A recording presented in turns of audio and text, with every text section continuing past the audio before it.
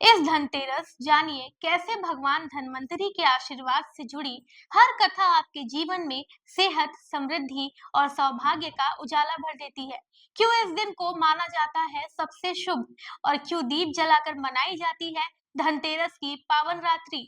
आइए जुड़े इस अनोखी कथा से जो आपको ले जाएगी भारतीय परंपराओं की अनमोल विरासत में सिर्फ हमारे साथ।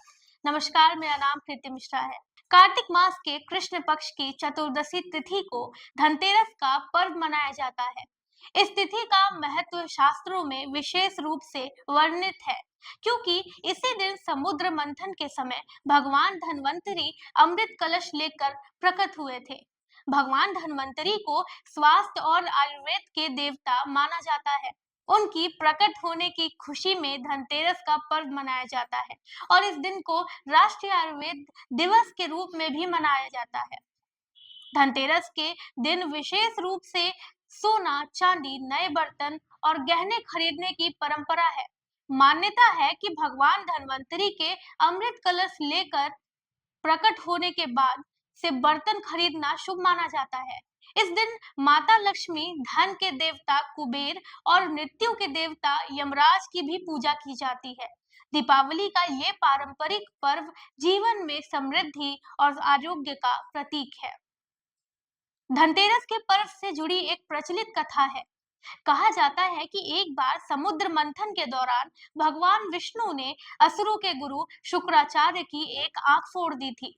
इसका कारण ये था कि जब देवताओं को राजा बलि के भय से मुक्ति दिलाने के लिए भगवान विष्णु ने वामन अवतार लिया, तो शुक्राचार्य ने राजा बलि को चेतावनी दी कि वामन के रूप में आए भगवान विष्णु देवताओं की सहायता के लिए आए हैं।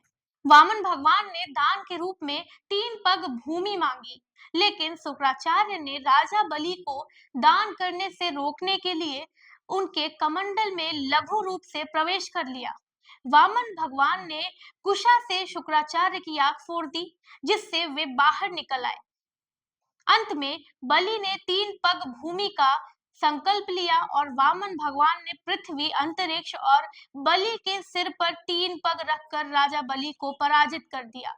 इस घटना के उपलक्ष्य में देवताओं को अपनी खोई हुई संपत्ति पुनः प्राप्त हुई और इस वजह से धनतेरस का पर्व मनाया जाने लगा। धनतेरस से जुड़ी एक और कथा यमराज और यमदूतों के बीच संवाद पर आधारित है। एक बार यमराज ने अपने यमदूतों से पूछा कि क्या कभी उन्हें किसी प्राणी के प्राण हरने में दया आई है। एक यमदूत ने बताया कि एक घटना के दौरान हंस नामक राजा के पुत्र की मृत्यु हुई थी और नवविवाहिता पत्नी के करुण विलाप से यमदूत का हृदय पसीज गया था।